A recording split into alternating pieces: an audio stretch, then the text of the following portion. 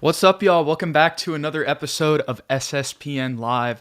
I know a lot of you guys, a lot of Spurs fans out there, probably coming off that Cowboys game. Ethan, you're the resident Cowboys fan, so I hate to make you talk about it again, but I know that a lot of Spurs fans are probably feeling this way right now. So I'm Mhm. just going to swing it to you and let you have a little vent session to start off today's show. Man, I don't even know. Like, I texted you immediately, and I was like, officiating was pretty bad.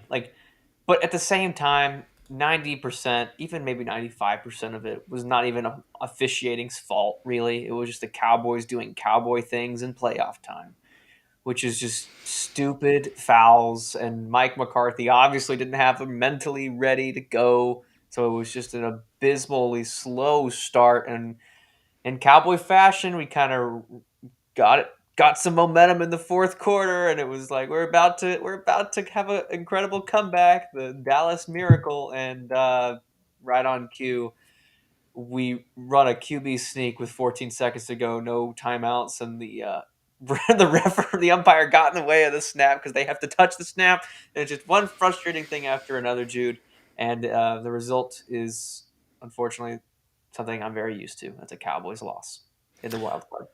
Well, I told you before we were on air, and I'll tell our viewers. As a Saints fan, let me tell you, I've been there. I've been there with postseason officiating, so You I'm here have. for y'all, and Oh, man. that's all I can say. But in good news, we've got some Spurs news, and I want to actually start off today's episode with something that I didn't put in the title, but I was talking with my friend Drew, who's been in our show a lot during the week, and is my boss at my job at the San Marcos Daily Record, and he was mentioning how we were a little bit off. Fan voting obviously is important for the starters in the All-Star game, but Yeah, actually the coaches pick the reserves. And you guys correct. may have heard that if you tuned in to TSR's live stream with ourselves and Rob Trejo Jr. from SpursTube TV. Go check out that on his channel if you haven't yet. It's literally a 2-hour breakdown of the season. So if you really want to get in the weeds and check out some good content, go check that out for sure. But one of the things we talked about was that, once again, those assistant coaches pick the all-stars in the game. And I think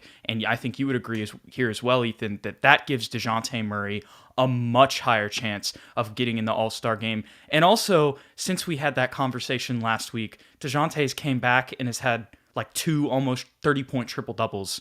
Yep. So he's just been on a tear on top of that. So I think that, I don't want to get our hopes up too high just because you never know with the Spurs, but at the same time, it really feels like Dejounte has a shot at this thing, and a more of a shot than we thought the last time we spoke.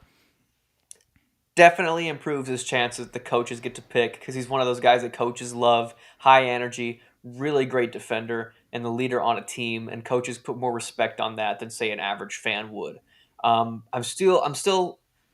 gonna stay skeptical because I don't want to be too disappointed when the actual announcement comes out. But you never know because like he's definitely playing at an all star level for sure. The dude is playing out of his mind. Yeah, Deserves it. I think another interesting thing will be who ends up being the all-star coach, because if it's somebody in the Spurs tree, Yeah. that's always, Taylor Jenkins having a great year right now with the Grizzlies. That's somebody who I could see potentially picking him as a Hmm. reserve for sure. So we'll have to watch it play out. There's a lot of factors, but like Ethan says, stay skeptical, guys. We don't want to, we don't want to get too hurt, but also Yes. recognize that, hey, there is an objectively higher chance with that being the case and with the way that he's been playing. So if DJ keeps doing DJ things and they keep playing the way that they played last night, and like Doug McDermott said in the press conference before, when they get everybody back and they really feel like they can get some wins together, that could be an opportunity. And speaking of that, Ethan, while I only got to watch the highlights of last night's game, one of the things that you've mentioned throughout this year and an idea that we've talked about is Derrick White coming off the bench. I think we saw the effectiveness of that last night. I know it's just one game and it's after COVID reconditioning. That may be the reasoning, but I felt like watching that game that allowed Derek, yes, they still played together in crunch time, but that Hmm. allowed him to kind of be a little bit more effective with the ball in his hands, get a little bit more open. We saw him shooting better as well. Just that confidence being the leading scorer last night. What were kind of your thoughts on that? And do you think that that's maybe something that they should keep, keeping Devin Vassell in that starting lineup? That's something we even talked about on the TSR stream. What are your thoughts on all of that? I know I just threw a lot at you, No, but you're good. I didn't catch the game either. Unfortunately, I was busy last night. But looking at the box score and looking at the reports after the game, It seems like Derrick White coming off the bench is probably the most effective spot for him. In all honesty, I know we didn't want to do that because we want to give him the chance to prove that he's like a definite starter. Plus, he's making the most money on the roster, so it's hard to put that guy on the bench. But just from an effective standpoint, it allows him to be more aggressive. It allows for him to look for his shots, and it fills the hole on our bench unit, which is a backcourt guy that can be a good defender. Because when you have Bryn Forbes and Lonnie Walker back there, defensively, that's kind of a struggle. And then also who is going to facilitate, especially when Lonnie isn't hitting his shots. So having Derrick White coming off the bench, I think since the beginning of the season, it's been in my opinion that that's the best fit for the team. And then Devin Vassell right next to Dejounte Murray, I think that also fits better than Dejounte with Derrick because Devin's probably a more capable spot-up shooter. He's a lengthier guy, and he also, is a better rebounder in general. So that kind of adds to the size issue that we've been having as well in the starting lineup, where we don't necessarily play big, and then unfortunately our guards are also kind of small. But if you put Devin in there, that sort of fixes the issue a little bit.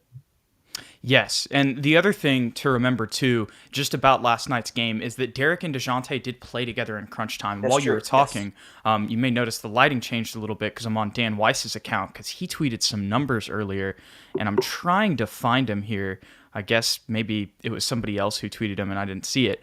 But the point is, at the beginning of the game, that allows the Spurs to kind of spread the floor a little bit more, like you mentioned with Devin Vassell. And so you can kind of get the best of both worlds because you can play Dejounte and Derrick together in the clutch, so you can always have that defense there. And that also allows Derrick to kind of get in a little bit more of a rhythm off the bench like we were talking about. So then whenever he does play with Dejounte, he's kind of been playing a little bit more, at least what I saw in the highlights last night, that off-ball shooter role. And that would just allow him to get a little bit more comfortable scoring-wise, which is kind of what he has to do. He has to play off of Dejounte whenever he plays next to him. So if he can get in rhythm off the bench for the whole game, a la Manu Ginobili. I know that, not saying that he's Manu, but I feel like Derrick is somebody who would be willing enough to be that sixth man for the Spurs and, not have the ego in this situation. That's what we did with Manu a lot of times. Like, yes, Manu would come off the bench, but in the clutch moments, we knew he was the starter. And so Exactly. obviously just one game against the Clippers, so we don't want to put too much emphasis on it, but it was a little glimpse of it, and it's something that we talked about earlier this year. And so it was just interesting to see how effective that was in game one. And yeah. And you don't even have to, because Doug McDermott was in the starting lineup last night. I didn't watch the game, so I could be wrong here, but he only had 23 minutes, and Devin finished with 31. So when you bring Dejounte and Derrick into the game together as the backcourt, just move Devin to that 3 or 4-ish spot with Keldon, and that can be the closing lineup. Because I like that better than Doug in there, especially if Doug isn't hitting like he wasn't last night. He only had 4 points. Yes. Okay, so don't mean to change subjects here. So it was Paul Garcia, not Dan White. So Dejounte and Derrick in crunch time. So I believe that this is over the entire year, is what it looks like.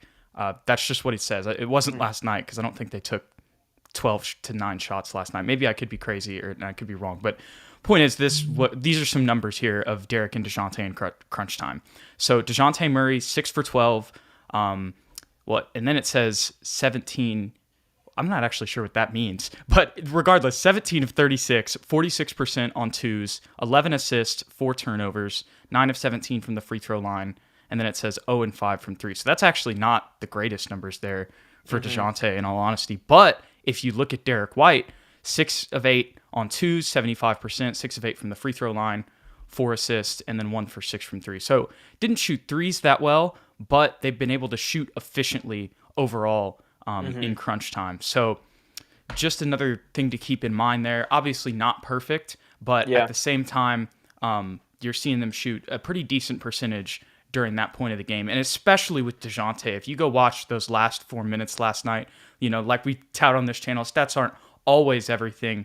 And you could just see that Dejounte was getting in those isolation situations, getting guys off the dribble on the elbow, hitting that mid-range jumper, and just, getting into his bag a little bit. And we've seen that in the fourth quarter recently. And so if he can keep that up and then Derrick can make some plays, another thing that they didn't mention there that I saw watching last night's game, Derrick had a key charge when they went down to help them get the ball back. So he really looked like he came back with a lot of energy, which is a great sign, considering he's coming off health and safety protocols.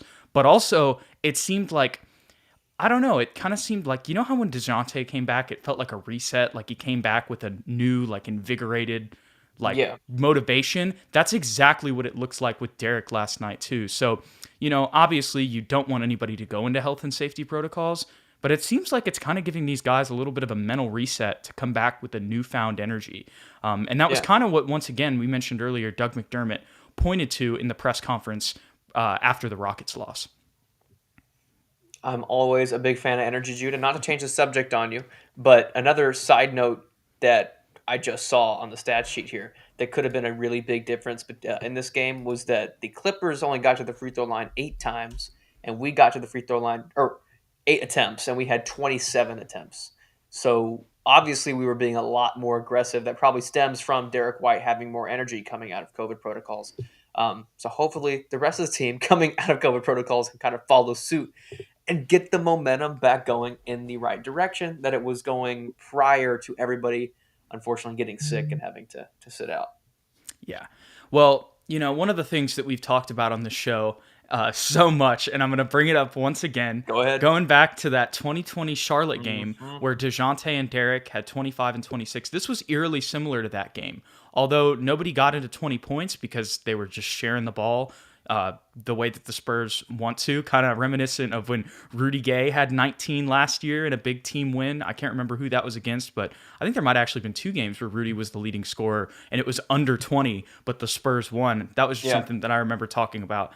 But just going back to this game and Dejounte and Derrick leading the charge in a team-led effort, it was very reminiscent of that Charlotte game. And this is what you want. Like, this is kind of what you're expecting of Derrick White and Dejounte Murray when you signed them to these contracts. Dejounte obviously has really lived up to it. There's nothing really else to say about him this year. If you want a full breakdown, once again, go to TSR's channel. Broke down everybody on the roster, gave him grades. But Derrick playing the way that he did last night, I think really was the difference. Definitely. Especially if he's off the bench, Jude. I really like that bench role. I don't know if that'll continue, but I really hope it does. I hope so too, because Devin Vassell, giving him 30 minutes a game, that's going to allow him to flourish and just, grow. And at this point in the year, and this kind of points to something Mace was talking about, we're kind of thinking a little bit more about next season, even if the Spurs somehow manage to stumble their way into the 10 seed and get into the play-in, and who knows, maybe even win a game. At the end of the day, we know that this year, it's not the year that the Spurs are going to the championship or anything, but you're seeing little bright spots here and there throughout the year. Obviously, there's some struggles too, but with the young team, that's going to happen. And there's a lot of decisions that are going to be made this offseason in regards to Lonnie Walker, and probably maybe even Drew Eubanks. There's going to be some interesting talk, obviously, with the Spurs. Probably will do all these post-game live, or not post-game live shows, but just live shows throughout the summer, and then they'll end up doing nothing, except for signing, some random, like, Keita Bates-Diop, and then that person turns out to be a crazy player. But going back to KBD, he actually had a really nice spin move last night as well. I forget what he finished with, but 13 and 7. It seems like his bag is growing a little bit as well. So if KBD can continue to develop, that's another thing that we talked about on that show. Maybe even you end up moving him to the starting 4 position. There's a lot that's going to happen. But I want to say what's up to some of you guys in the comments. Houston Oilers, ironically. Eric Flores, and then Mace as well. So we'll go ahead and answer this question, Ethan. Do y'all think we'll put it together next year to be a 5/7 seed? I think a lot of that depends on kind of how the rest of this year goes, Ethan. But I think that that's a possibility. Very early to say, but I think that is a possibility for sure. I think it's closer to the 7-8 I agree. than 5-6 would be, But it's definitely the way that we've been making constant improvements this season and the way Dejounte has been playing. If we can add one more piece with the draft and maybe make some moves, like you said, not re-signing Lonnie, elevating Primo's status, maybe Devin and Keldon make another jump in their play. then yeah, I could totally see it because the chemistry is definitely like getting way better as the season's progressed. Yeah, absolutely. And we've been talking about him all year. He's in the title once again, but this time it's like actual news. Zach Hmm. Collins is back in the Yeah, G League. yeah, In the G League. G League champs. I know that's a little bit depressing for some of you guys, but what this means is that he's going to play probably for uh, you know, maybe 2 to 3 weeks at the longest, probably down there, and then Yeah, he'll get called up. So this is a great sign because not only are we going to get to see him play with some Spurs like Devontae Cacok and Joe Wieskamp, and depending on what happens with Primo, I think they kind of like keeping him up there right I now. like it too. I'd be surprised if he gets moved back down, but you never know with the Spurs. So maybe we could get to see some Zach Collins Primo minutes in the G League. But the point is, we're going to get to watch Zach Collins, and I think it's going to be very telling with how he does in the G League. How he's going to do in the NBA, especially coming off that injury. Because if he goes in there and has some struggles, then okay, this is probably still affecting him a little bit. But Yeah. if he goes in and just kills it, kind of like Jock Landale did, then you're going to know, all right, this dude is back, and this is a really good signing. Obviously, you still want to wait until those NBA minutes, but just in regards to the injury, I think that watching these games is going to be informative. Yeah, definitely. Really the only thing I really want to see is how well he moves. How quick is he getting up and down the court? Is he playing with confidence? His skill I think will never leave him. His ability to make shots in the post as well as shoot the three ball. We know that's going to be there. He's a shot blocker, but can he rely on that foot and kind of move with the same fluidity that he was moving back in his Portland days? That's going to be big. Yes, definitely. Couldn't have said it better myself. I'm also going to be very interested to just see how he matches up with guys in the paint strength wise, Yeah, because we a know that while. that's something that, I think just looking at him, I mean, we've seen him play in Portland, but never seeing him in a Spurs jersey. It seems like he might be the most physical out of Jock Landale, Jakob Pertl, just whenever it comes to muscles to Yeah, say yeah. He definitely that's the talks a lot too. yeah, He's an aggressive dude. the best way that I guess I could put that. So that will be something that I'll be looking for in those G League games. So I know there's been reasons to watch the G League all year with our young guys down there, but with Primo kind of spending more time on the NBA roster, Zach Collins is the reason to watch the Austin Spurs and to get excited for him coming back. So I'm excited to see his first game whenever he plays there, and I like how they're sending him down there first so we can get a little bit of a sneak preview for him before he comes on the main roster. But looking at some of the other questions in here, we got TSR What's in up, here man? already. I asked my live chat if I only brought one channel for an end of the year report card who they would want, and they chose SSPN. Awesome. Well, Awesome. heck yeah. We appreciate TSR Nation for sure. And once again, y'all can go check out our 2-hour breakdown of literally everybody on the roster, and even Greg Popovich at the end. Yeah. There was a surprise question. So that was really fun. But getting back to some of the comments here, Eric Flores, we appreciate you being in here. What do y'all think about the trading rumors right? And I think you just mean like right now. So the main one that I would say really there's a chance of is Thaddeus Young. But this is one of the things that we also discussed on that live stream and something we've mentioned even last week on our show. Probably going to be a buyout, just like LaMarcus Aldridge. Hopefully we can get like a second round pick out of him, but probably going to be a buyout. That would be our guess. Did you see? I don't know how valid it is. I saw TSR actually had a video on it, and I don't know what we would be getting in return. But Toronto is Yes. interested in Jakob Pertl. Do you know anything about that, Jude? I don't know how substantiated that is. I just kind of saw that it was out there, but I could totally see it. I know that Jakob really loved his time in Hmm. Toronto. If they want to stick with Jock Landale instead and they just want to roll with him and Zach Collins, maybe that's a possibility. I don't know if that's going to be the case, but with the way that the Spurs have been playing, really with just one center and small ball all around him, we've kind of questioned if that's because of injuries, but maybe that's the style that they're going for moving forward, and that could be a potential reason why.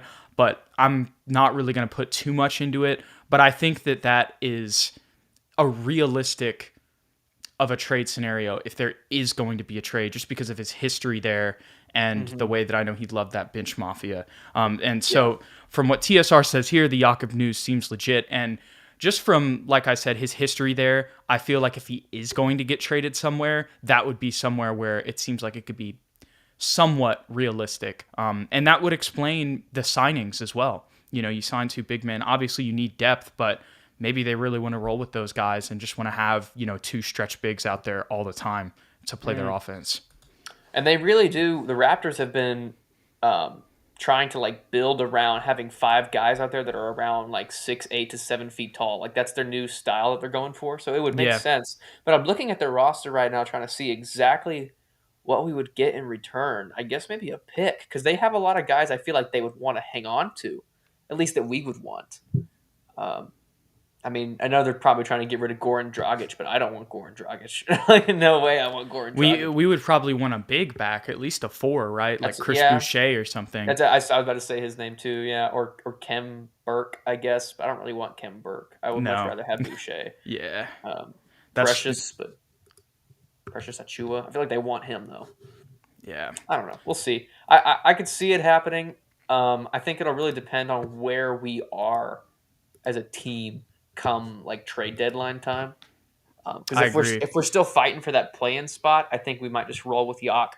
Because we like to compete. But if we're like where we are right now, which is I think 13, I could see us pulling the trigger on that. Because why not? And then try and draft a big. It's a different era in Spurs world, so things are different, but also they're not. Yeah. So I'm gonna just roll with that. We keep the same team, and if we do make any sort of trade, it's gonna be in the off season. But what I will say is, if there's going to be any trade for Jakob Poeltl, I think that it would be to the Toronto Raptors. And just talking about some of you guys in the comments, this is a good argument too. We can't put too much on Zach. We've mentioned, even if you watched our last clip that we put out on Zach Collins, you got to see how that ankle and how that lower foot injury works for a big man like that, because that's a big part of post game. That's just a big part. Footwork in the paint is very important for movement, which you mentioned earlier. So it's just another reason, guys. Like, I know we wanted to watch the Austin Spurs with Primo, but this might even be like a more important thing to watch because this was one of your key signings in free agency. So it's going to be very interesting to see how that plays out. And another thing hasn't played in 2 years. Like I said last time, I like to stay optimistic and think that the Spurs wouldn't make this signing if they didn't think that he had some potential to be a rotation player for them. But at the same time, the contract is very, very, very, very, very low risk, like almost no money guaranteed, a player option for the next 2 years. So say if the Spurs wanted to pick him up this year or this upcoming year, and things didn't work out, they could still have the opportunity to keep him or not. So they have control over his career basically for the next 3 years, which is good, but it's also just another reason to be cautious. I'm very excited, but we're going to have to see what happens. As TSR says, still the Spurs are only 1.5 games behind the 10 seed, so it really is pretty close. That's another reason why maybe that Jakob move doesn't happen until the offseason, perhaps, just to keep the culture and the chemistry together. I mean, when was the last time that the Spurs made a midseason trade at the trade deadline? It was back in like 2015 or 16, and it was to get one of those guys like Quincy Pondexter or something. Yeah. Like it was really like low noise, didn't have any effect on the team. Yeah. Other than the buyouts, of course. So that kind of goes into the reason, we talked about this. Bryn Forbes probably isn't going to get traded either. But if you're going to look at 2 people on the roster who might have a chance to get moved, I would go with those guys. Low chance on Jakob. But you never know. It is a new era of Spurs basketball. And with those signings and Zach Collins coming back, interesting timing for that. So that's something that we'll definitely have to watch.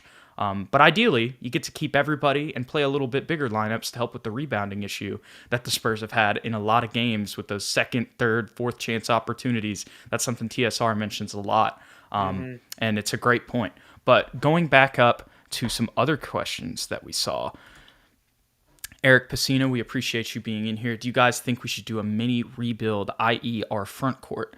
Well, I guess a lot of that kind of depends on this Jakob news. Like we said, or like I said, I'm not too high on it. I don't think, just with the Spurs history, I'm not expecting that to happen. But, depending on where you fall in the lottery, I think a lot of Spurs fans are going to continue to kind of clamor for a young big just because it's been so long since we've drafted one. And it's like, yes, you love all these guys that we've drafted, but it's like, okay, now we really it would really, really be a logjam if you picked, more guards in the first round moving forward. So what are your thoughts on this? I think we're already in the midst of a big rebuild, but for our front court, we absolutely have to draft a big guy. I think it's a must. Even if we get to our pick, Jude, and there's really not like a great 4 or 5 on the board, I think you still have to draft or trade back at this point because you're right. Drafting another guy, unless you want to go with a small forward that you could maybe stretch to a 4 spot, like in the modern NBA, okay, sure. But if we draft another guard, then we really, really have to make a couple more moves as far as like trading some of these dudes because we have way too many guards. We need a 4 or a 5, in all honesty, more than anything. Yeah. And I don't mind like a tall 3. Like if you can get, obviously this is a very big stretch, but like a Jabari Smith type player, when I say frame wise, I'm not saying the Spurs are going to go up into the top 3 and get him in the draft. I'm just saying if you can get somebody who's 6'9", and yeah, he may play like a 3, but if he's 6'9", you can play him out at the 4, just like a Keita Bates, for example. That would be something that would be good. A skilled 4 that can put the ball on the floor, but is just, super tall and can rebound for us and match up size-wise. I think that would be something that's very big for the Spurs moving forward. I'd be cool with that. But what do you think? No, yeah, I'd be fine with that too. I would much rather have a guy that can score in the post, but like an Evan Mobley type. But if there's not one of those on the board, I mean, really the only 2 that I can think of for this draft, I'm not a big college guy, so maybe I'm wrong here, Jude, is Paolo and Chet as far as a big guy that can play with his back to the basket, like an old school guy that has the potential to be a star. But then you start thinking about Jabari Smith and other guys that are very skilled. I'm not against that either, but guard it has to be off the menu. Like we just can't. Got to at least be guard. A forward, yeah. Yes, please, God. But my man Yoga just commented. He brings up a good point. Is grabbing DeAndre Ayton and free agency is still possible? I don't actually know for sure. Do you know, Jude? Because I know he denied his extension, or he declined it. Is going to be interesting. I think that would still. I think he's still going to be a restricted free agent. That's what I thought. So that would mean that the Spurs would have to. That means, then there would be a possibility. We have to give him a lot of money. Yes, and that's something that you would have to, and we'd have the money because, as TSR mentions right here, $42 million in cap space. Right now, the Spurs have like 30, close to $40 million in cap space. So you definitely would have the money. It's just something that you gotta ask yourself. You gotta be like, hey, like, is this really gonna like put us to a championship level? 1, 2, do you want to break up this young core? Because if you give him, the max bag where it would actually be a possibility to where the Suns wouldn't be able to match it or somebody else wouldn't be able to match it, you're committing to that, and then maybe there's not money there to sign a Keldon Johnson or a Devin Vassell moving forward, So obviously, one of the things that TSR was even mentioning on the stream last time was Dejounte needs his Robin. He's kind of like Batman. Hopefully that Derrick can, be that for the second half of the season and you don't even have to worry about it. But it's just something that you got to be wary of because I think that although I haven't watched too much Suns tape this year, from my understanding, DeAndre Ayton isn't having the greatest year of his career this year. And maybe that has to do with chemistry and stuff like that. Not saying that he's having a terrible year, but from what I've heard, it seems like he's not, maybe being the finals player that they had or the player that helped get them to the finals last year. So it's just something that you got to, keep an open mind on, right? You got to be wary, cautious of it. But then also there's the upside of a young foreign big from an island place. The Spurs like those. They like those a lot, and they've had a lot of success with them. And when you talk about the Spurs development staff, and sometimes that's what some players have needed. Look at Keita Bates-Diop. I mean, he's made an NBA career out of himself, and took a former first-round pick spot on the team after taking a two-way deal. Devontae Cacok kind of remaking his career on this two-way deal with the Spurs. Obviously, this would be on a much higher level with a much more talented player and a former number one pick. But at the same time, sometimes getting in that Spurs development staff, that's what a lot of young players feel like could make a difference for them. That's probably why Zach Collins signed here. So there's some upside, there's some pros, there's some cons, and you just got to weigh it out. But there's definitely a possibility, and it's not something that I would be mad at.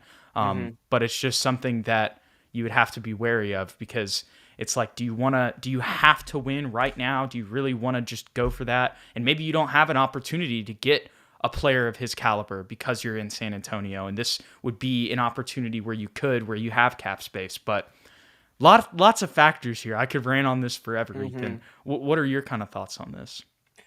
I would not be against getting DeAndre Ayton at all. I really like his game. I liked him before they got CP3. Yeah, CP3 really kind of elevates his stats, though. I will say that. He gets a lot of easy baskets from playing with point guard that he wouldn't get if he wasn't playing with point guard. I'm not saying Dejounte Murray isn't a good point guard, but CP3 just makes centers' lives a lot easier. He turned DeAndre Jordan into an All-NBA first-team center, and look where he's been since he's left the Clippers. He's really not that good anymore. With that being said, if you were to sign DeAndre Ayton, I think you'd have to move some other guys, like a Derrick White, because of the money that he's making. I think you'd also maybe have to think about moving a Jakob Poeltl at that point, because he's also making. I'm not saying he's making crazy money, but he's making good money for a guy that would he's be making playing more backup than Jock center or Zach.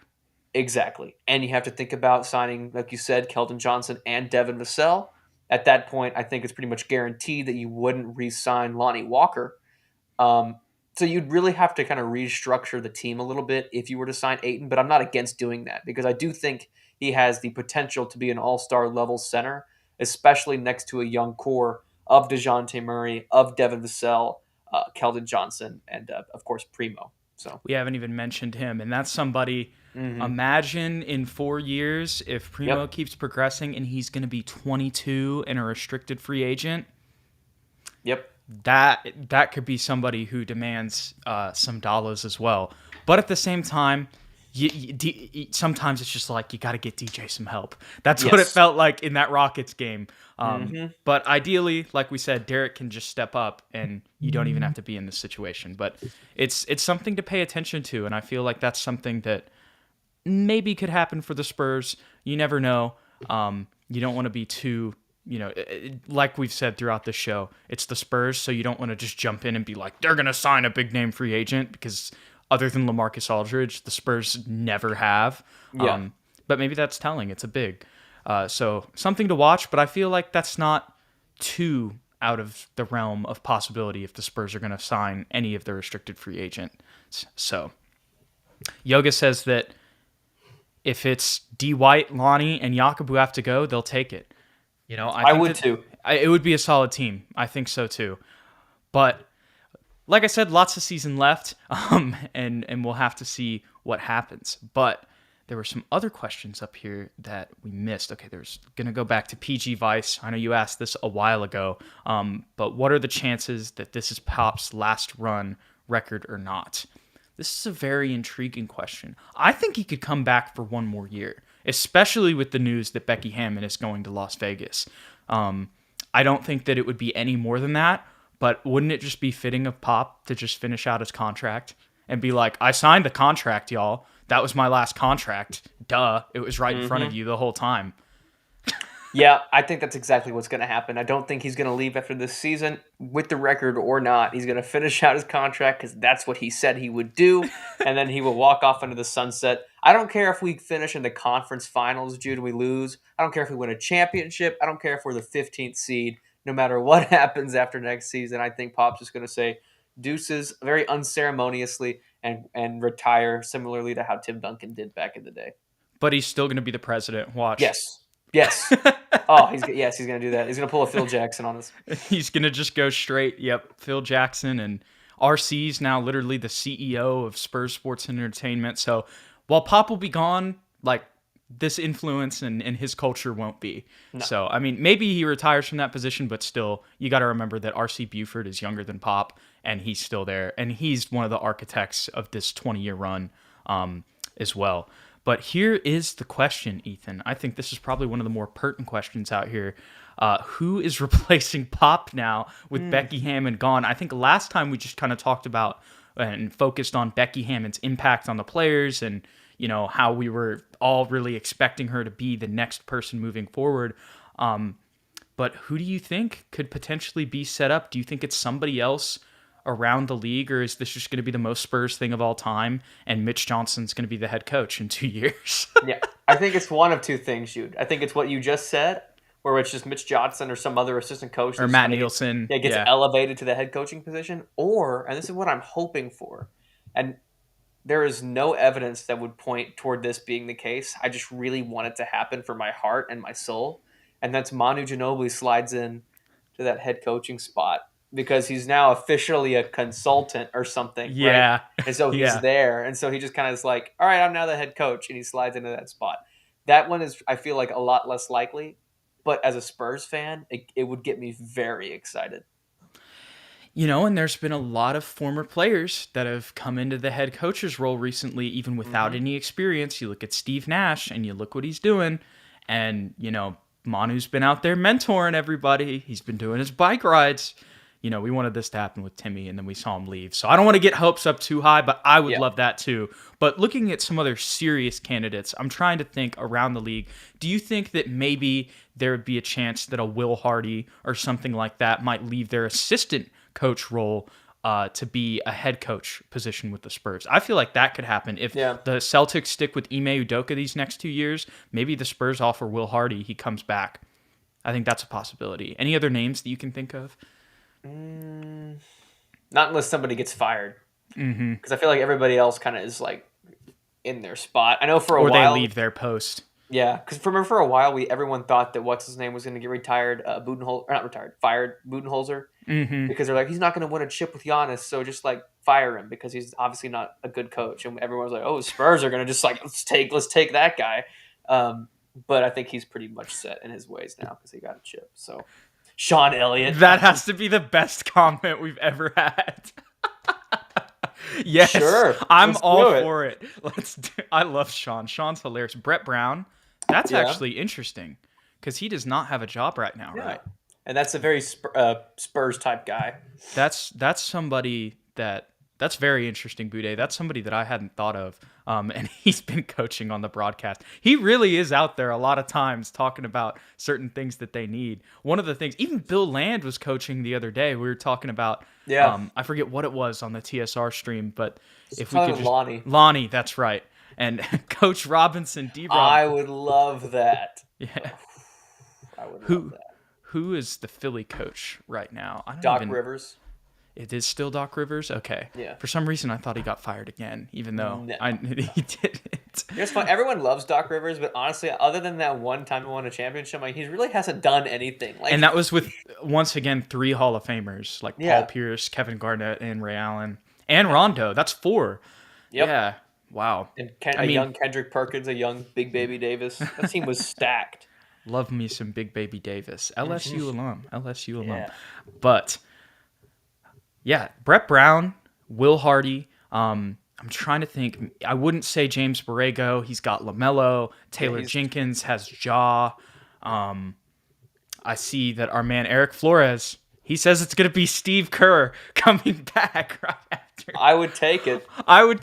But I think that the Warriors are looking pretty great right now. Yeah, and he's not leaving Steph Curry. Probably going to be pretty great even in 2024 because Steph Curry is aging very well and Klay Thompson is back and somehow looks fine. Let's turn Boris Diaw into our next coach. Yes, and then random choice. He can lead.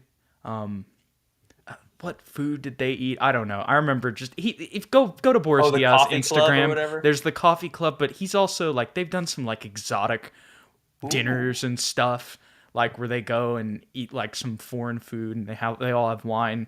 I would love to see Bobo back, man. What's your favorite Boris Diaw moment? Oh, they're all so good. Probably the 2014, just the finals in general when they put him in the starting lineup and he just absolutely dominated the Heat. That was pretty crazy. Uh, Yeah, yeah, Yoga says Mark Jackson, LOL. I kind of like that though, for real. I like Mark Jackson as the head coach. I despise his commentary. It's so funny. It's so random. It makes no It's sense. I think more though. I despise Jeff Van Gundy. Really, I actually really Yes, like them. I think they're funny. I mean, did you hear? Did you they hear are the? funny. They're They are funny. hilarious. They Yeah. are hilarious. I will give you that. But some of the stuff they say, I'm like, bro, what are you talking about? Maybe it's just the Spurs games. I don't know. Have you seen the Mark Jackson saying he's like, I can't believe he said Savannah talking about LeBron James' wife was all city because she's all world. He goes, what does he say? He's I like don't. he says something like I'd hit that out of the park, and then he pauses and he goes respectfully, Oh my god. literally in it live. I was like, oh my Wow. god, Wow. it's Speaking so of which, great. this is completely off topic, but just to have some fun with some TV sports moments, this past week, it wasn't Lewis Riddick, but Lewis Riddick was freaking out. They had some former NFL player on, and he was talking about how he would pop Viagra before games. Yes, I saw that. I saw Because that. it gets, and it's like a real thing, like, hey, no, it gets the blood vessels going. Like, Yeah, and it's probably of true. course everybody was like, oh my god, he just said the boner pill on TV. But it was just like, no, like, yes, that it's funny because of that for sure, but Hmm. also like it literally does help them like before Yeah, the game, so like it doesn't surprise me. But it was just funny how the reaction to that was. So I love. That's so. It's probably a very effective way to stay warm. In all yeah. honesty. Wow. I couldn't even imagine playing in those 6-degree temperatures. Thank gosh the Spurs get to play indoors and don't have to Yes. play basketball in that. Um, but just moving forward, Ethan, I guess let's take a look at the schedule and see what the Spurs got coming up for them this week. Obviously, tomorrow night, going to have a tough one against one of the best teams in the league in the Phoenix Suns. The Spurs will also get a good look at DeAndre Ayton in that game, I believe. If he's playing, I'm going to go to GameCast and check the injury report. He's actually day-to-day, so he may not be playing. But everybody except for Trey Jones and Zach Collins will be playing tomorrow night for the Spurs. Cam Johnson, DeAndre Ayton, Abdel Nader are on the injury report for the Suns. Maybe DeAndre Ayton plays, depending on how that day-to-day goes. But Cameron Johnson is out. So they have some players out as well. And if DeAndre Ayton is out, this actually might be the Spurs might have a better chance of winning this game than they thought. And they might be able to steal one from one of the best teams in the West right now. What are your thoughts on that one? Still going to be tough, I feel, even without DeAndre Ayton, because they still have a lot of big guys on the JaVale bench. McGee, JaVale McGee, Kaminsky. Kaminsky, Saric, is he still there? I believe I he think is. he's hurt right Oh, now. okay. Actually, no, he would be on the injury report if he was hurt. So never mind. Well, they He's have still they there. have our guy Jalen Smith as well, who There has you actually been go. getting playing time. So they still have a lot of players that could really be deadly, i.e., Devin Booker, CP3. So I wouldn't get too confident. But without DeAndre, it does get a little bit easier. So who knows? Maybe the Spurs can surprise everybody. Yeah. That's I think a great way to put it. Don't go in expecting a win, but also don't be too surprised if DeAndre Ayton doesn't play and the Spurs somehow pull it out, because that would make it more of a chance for sure. Then the Spurs get to go play Oklahoma City. Not an easy win by any means, but definitely a more winnable game. And then they'll wrap up the week playing Brooklyn on Friday and Philadelphia on Sunday. In good news for there's the Brooklyn game is a double-sided coin because KD is out, but you're playing them in San Antonio. And usually it's like, yay, it's a home game. But with the Nets Kyrie. right now, that means Kyrie. And we know how Kyrie plays in the AT&T Center. So Yep, 56. that's... I don't even want to watch that game. That game just scares me because Kyrie is just a menace in San Antonio. So it's going to be a tough week. You're playing three teams that are going to be playoff teams in their respective conferences, if I'm remembering the Sixers record right. And yeah. They're maybe not the greatest season, but they are still 25 and 17. So a tough week, but still seems like the Spurs will have a shot in some of these games. So what do you think, I guess... I don't want to necessarily, put a number on everything, but what do you think would be a good week for the Spurs looking forward? For these 4 games, I think 2-2. I'll take 2-2. I think that would be really, really great because that would be the Thunder game, and then we beat one of these 3, honestly championship caliber teams, if you include Philly. I won't include Philly, but I'll say that they're the team that we could beat. Yeah. That second win. If you can beat OKC and you can go in and beat Philly, that would be, I think, would be a good week. So this is another question. And we started the stream off with this, but this is going to be very interesting more moving forward.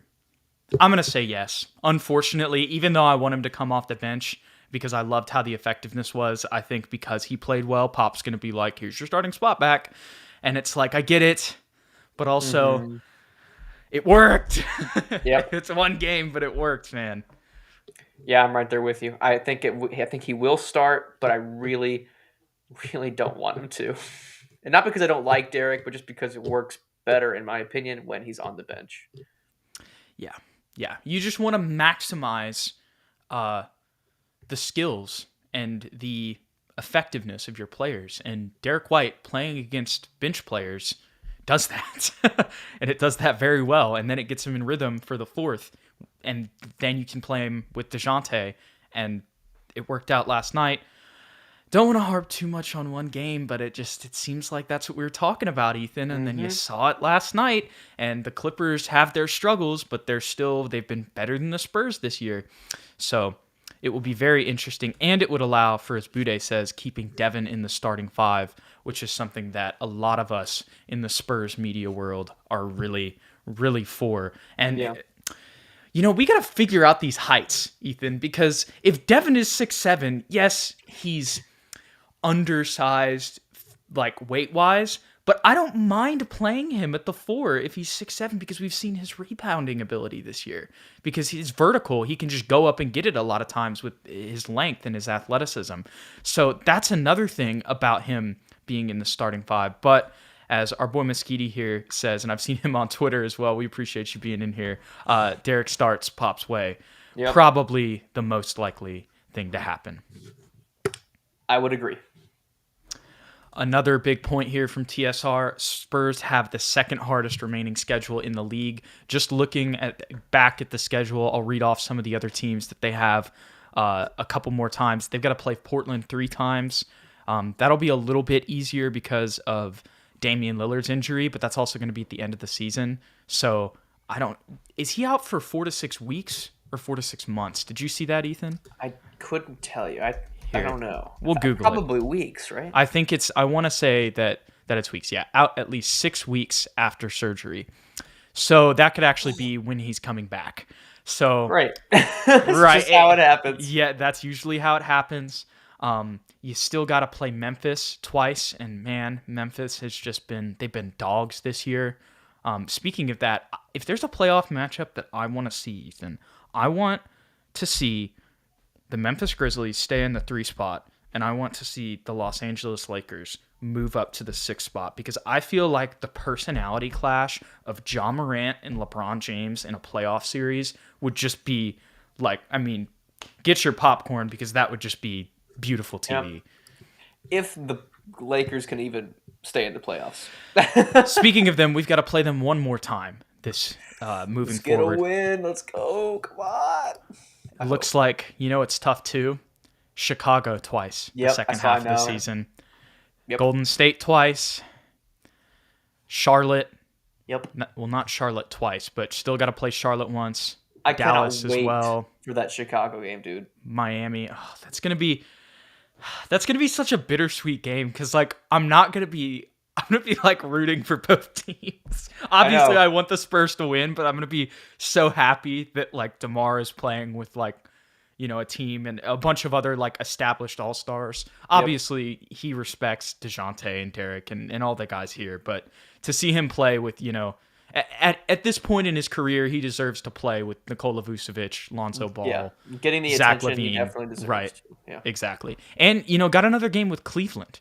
And that Cleveland, it's crazy. Yep. Usually, 3 years ago, it's like you think, okay, Cleveland. But this Easy year, dub. Cleveland, nope, they're going to be a playoff team, and you got to go up there and play them again. So those are just some of the teams that we have to play for the rest of the year. Again, before I even leave, got Utah on the schedule one more time. You end the year off with Dallas. It's going to be a tough end, but, it's going to tell us a lot about this young Spurs team. And just remember, guys, every game we lose, higher draft pick. True. Yep. But I think that the Spurs are going to find themselves. I really do. I think they're going to find themselves in the hunt for that 10 seed when it's all said and done. Maybe they're one game back and they don't get in, but I think that the Spurs will just somehow find a way to keep themselves in that play-in hunt down to the wire this season. I would agree. Safe bet. Man, I think this is a great way to kind of end the show. Yoga, I don't mind if DeMar drops 35 on us and makes a game-winning shot. I wouldn't mind either. I feel like that's the one we would get on ESPN at least. That's a great way to put it.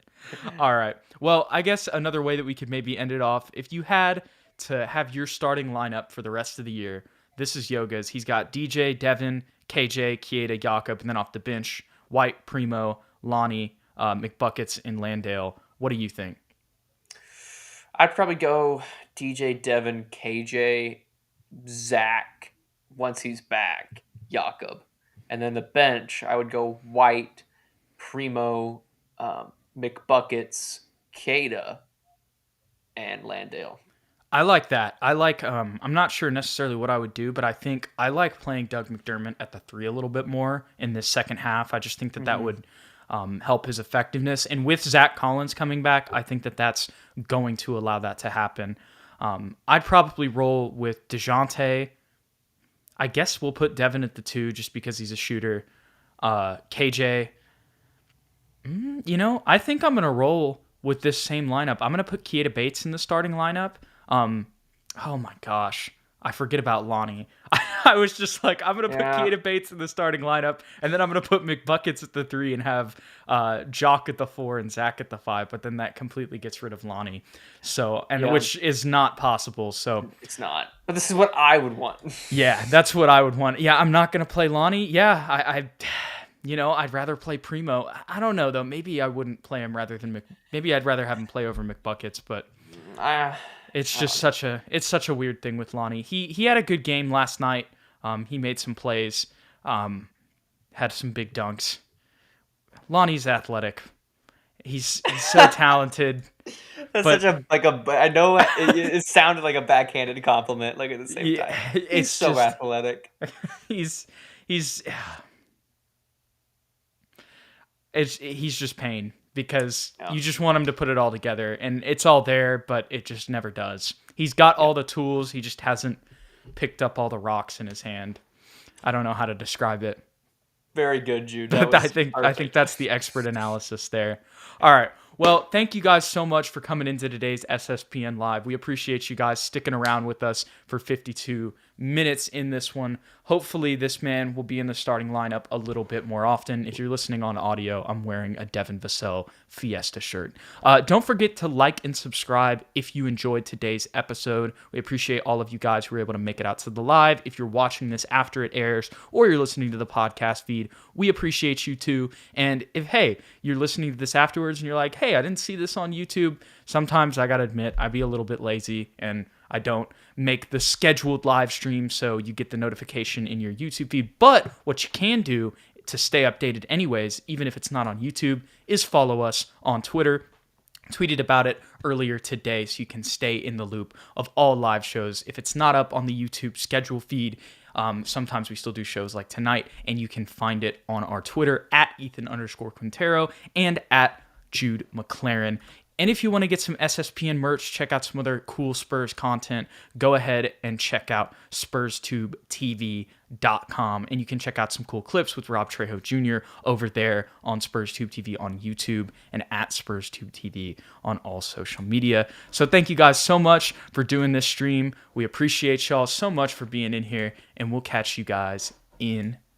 Wait, I still have this up. There we go. Now we'll catch you guys in the next one.